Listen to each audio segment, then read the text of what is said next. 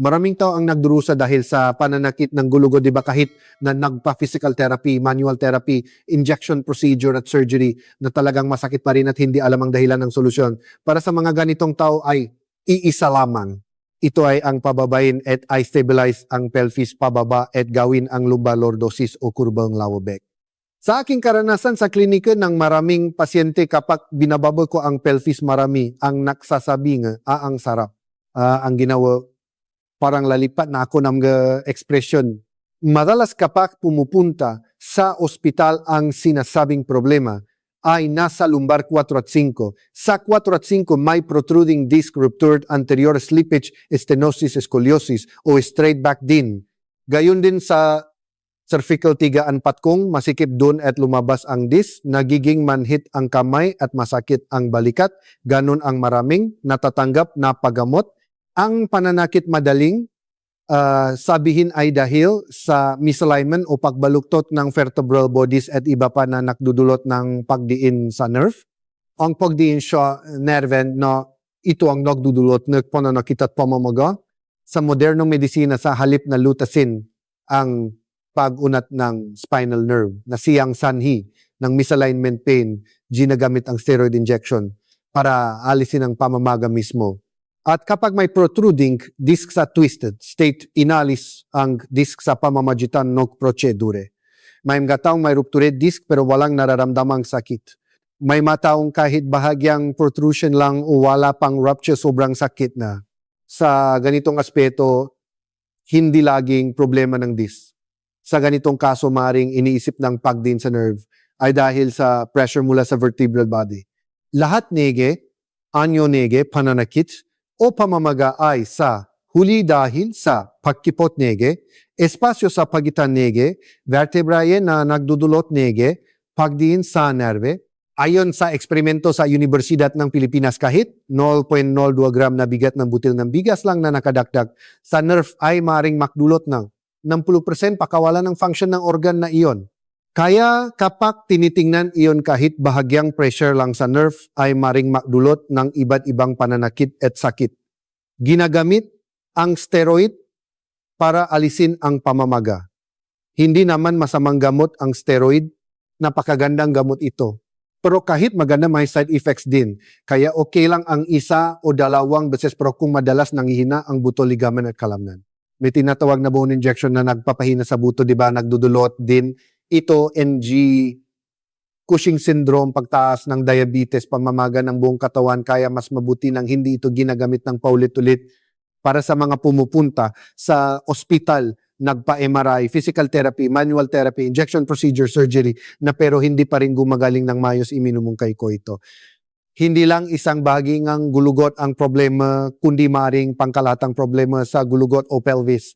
Kaya kahit napatreat na sa iba't ibang paraan pero walang epekto, kailangan isipin ang aking sinasabi na pababain ang pelvis at gawin ang lumbar lordosis. Ipapaliwanag ko ang konsepto ng pagtaas ng pelvis. Kapag ganito ang taas ng pelvis, nagiging makitid ang espasyo sa pagitan ng lumbar vertebrae, di ba? Ang pakipot ng espasyo ay nangangahulugang masikip ang lugar na nagdudulot ng pagdiin sa nerve. Pero kapag binaba ang pelvis, lumalawak ang espasyo sa pagitan ng lumbar, nangangahulugan ito na may sapat na espasyo para sa nerve na dumaloy ng maayos. Sa ganitong paraan nawawala ang pananakit, manhid paralysis sensation at iba pa. Ang sakit sa lower back, manhid, sa paa, pagila at pamamanhid ay hindi dapat tingnan lang sa lumbar kundi dahil sa pelvis na pataas na nagdudulot ng imbalance at pagipot ng gap sa lumbar. Kaya para mapalawa at mayos ang gap sa lumbar, dapat munang ibaba ang pelvis. Iyan ang masasabi natin. Sa pagbaba ng pelvis, bumabalik sa lugar ang lumbar at nagiging tuwid ang likod. Kung iwan lang ang pelvis at lumbar sa ganong estado, kahit gano pa kabuti ang pagtuwid ng likod, hindi ito magiging mayos. Kaya kapag naituwid ang likod, may espasyo para mabuo ang Jericho curve. Ang pagbaba ng taas na pelvis at paggawa ng lumbar lordosis ay ang susi ng paggamot. Lalo na kapag nagiging makitid ang lumbar para hindi na ito lalong makitid o mabaluktot, nagbibigay ng utos ang utak. Ano ang utos? Nagdedeposito ito ng calcium at collagen sa lugar na iyon. Ito ay bone tissue. para hindi na mabaluktot na bubuo ang kalus o fake bone structure at nagiging matigas ang lugar. Sa simula, tinatangkilik nito ang lugar para hindi mabaluktot, pero ang kalus ay hindi naalis ang osteoclasts. Kaya nananatili ang kalus. At habang lumalaki, ito lalong dinidiin ang nerve. Nagiging mas masama ang kondisyon negelikot. Habang tumatanda, nagiging matigas at hindi malambot ang buto. Kahit sa nga bata kung maraming ganitong kalus, nagdudulot ito ang masamang epekto sa katawan. May masamang gawi na nagiging sanhi ng pagtaas ng pelvis. Ang matagal na pag-upo mismo ay masamang gawi. Dahil kapag nakaupo humigit kumulang kaksipil kunelya beses na mas mataas ang pressure kumpara sa pakta. Tumataas ang upward pressure. Ito ang normal na estadong gulugot. Pero kapag nakaupo ng ganito tumataas ang pelvis patas. Habang tumataas ito nawawasak ang lumbar lordosis. Sa pagkawasak ng lumbar lordosis nagiging kuba ang thoracic o likod. Habang kuba ang likod nagiging straight neck at turtleneck. Ganito. Dahil sa bigat ng ulo sumasandal ito pasulong. Ang ganitong postura ay talagang masama. Kaya ganito ang panunod ng TV at iba pa talagang masamang postura. Sa kabilang banda kapag nakaupo ng maayos, ang pelvis ay nasa tamang posisyon ang lumbar ay may lordosis, pasulong at pagkatapos ay naitutuwid ang likod at mabubuo ang cervical curve. Ang pagpapanatili ng ganitong postura ay pinakamainam. Ang pinakamagandang paraan ay sa nakaupong postura itaas ng pinakamataas ang height ng upuan. Ilapit ang pelvis sa upuan at gawin ang lumbar lordosis. Kung gagawa ng lumbar lordosis na kayang ipasok ang isang kamao automatikong mabubuka ang balikat, sa twisted state kahit gaano pa kabuti, ang pagbubukang balikat hindi ito magiging mayos. Sa estado na nakabuka ang balikat ilagay, ang ulo sa gitna ng balikat. Ito ang pinakamagandang postura. Sa sofa naman kung nakasandal medyo, straight ang lumbar lordosis. Ganito, mas kaunti ang pagtaas ng pelvis.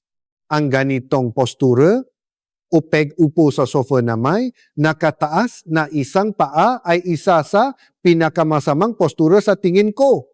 Sa aking observation, maraming may taas na pelvis. Kapag taas ang pelvis, sobrang hindi comfortable ang likod at harap din dahil ang pelvis ay parang garapon na naglalaman ng bituka.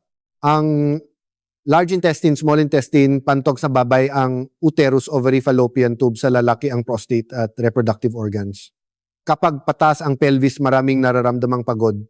Maraming abnormalidad sa paghihi. Hindi mayos ang paninihas ang dumi o paulit-ulit na pagtatay. Sa babay maring menstrual issues o dysmenorrhea. At kapag pataas, sobrang bloated at hindi mayos ang digestion. Kapag taas ang pelvis sa mga bata, nagiging baluktot ang lumba.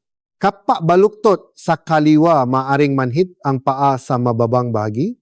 Kung baluktot sa kabilang direksyon, maaring manhit sa kanan. May makaso na parehong pataas ang pelvis. Sa ganitong kaso kakaiba, walang pananakit sa paa. Karaniwan nakikita ko ang horizontal na pananakit sa likod. Maraming nakakaunawa sa taas o baluktot ng pelvis sa konseptong kalamnan. Pero ang kalamnan ay naapektuhan ng istruktura ng buto. Kung tama ang buto, magiging malambot din ang kalamnan. Pero kung iniisip, palagi bilang kalamnan, ang kalamnan kapag baluktot, ang kalamnan sa kabilang panig ay mas malakas na humahawak para hindi mabaluktot. Pero kung iyon lang ang luluwagan, ano ang mangyayari? Maaring tumalbok pa ang buto at lalong tumaas. Sa aking karanasan sa klinika ng maraming pasyente kapag binababa ko ang pelvis, marami ang nagsasabi na ang sarap ang ginhawa, parang lalipat na ako. Kapag binawa ang pelvis natural na may sapat na espasyo sa pagitan eje vertebrae. Kapag may sapat na espasyo sa pagitan eje vertebrae, mayos na dumadaloy ang nerve. Sa tradisyonal na Chinese medicine, may kasabihan kung saan dumadaloy ang nerve, dun dumadaloy ang dugo. May carbon dioxide at nutrients sa dugo. Kaya kung mayos ang sirkulasyon nega, dugo, mawawala ang pananakit, manhit at pamamanhit. May mga paraan para pababain ang pelvis sa pamamagitan ng therapy, pero may mga paraan din na magagawa ng mag-isa sa bahay. Ipapakita ko sa inyo ang ilan. Ito ay dati nang ginawa ko sa isang lola na masakit ang likod at hindi makatayo. Agad kong ginawa itong paraan. Subukan ninyo, hawakan ng thumb at index finger ang gilid sa ibaba ng baywang, mahawakan ninyo ang buto. Ito ang iliac crest. Hawakan ng tamang iliac crest at gamitin ang index finger para hawakan ang anterior superior iliac spine sa harap. Sa mga unang beses baka hindi ninyo alam kung nasaan ang pelvis, isipin na pinipindot ang baywang at ibaba ang kamay ng may puwersa pababa habang in-stretch ang gulugot. Hindi kailangang mabilis. Dahan-dahan pwede ring pasulong ng kaunti. Bigyan ng persa ang braso pababa habang in-stretch ang gulugot. Habang ginagawa, mararamdaman ninyo ang ginhawa sa pelvis. Kung masarap sa isang side, gawin pa ng mas matagal. Ang pagbibigay ng downward pressure sa kamay at pec stretch ng gulugot ay napakagandang ehersisyo sa palagay ko. Ang stretching na nakakulong sa safe posture ay sa pinakamatas na upuan height. Makakabit ng mga kamay ay stretch pataas. Ganito isang beses, dito rin 2 beses. Gitna dito rin 3 beses. Nakikita ninyo na nabubuo na ang lumbar lordosis. Sa ganitong estado, naitutuvidji ang thoracic, kapag naituwit ang thoracic talagang maganda ang pakiramdam. Dahil ang thoracic ay namamahala sa puso at baga, talagang nagiging mas mabuti ang heart-lung function. Ito ay napakagandang ehersisyo para sa depression, pagod at fatigue dahil sa mahinang heart-lung function. Gawin ng ganito nga 5 hanggang 10 beses ayon sa lakas ng katawan. Ang kilalang extension exercise na ito mismo ay postura ng pagbubuka ng dibdib, hindi masamang ehersisyo. Pero kung medyo itataas pa mas malakas, ito mismo ay hindi nakakapekto sa pelvis. Pero ang susunod ay makakapekto sa pelvis. Dahil maraming nakaupo sa harap ng computer o television sa nakaupong postura, gawin ito 1 beses o 2 beses kada oras.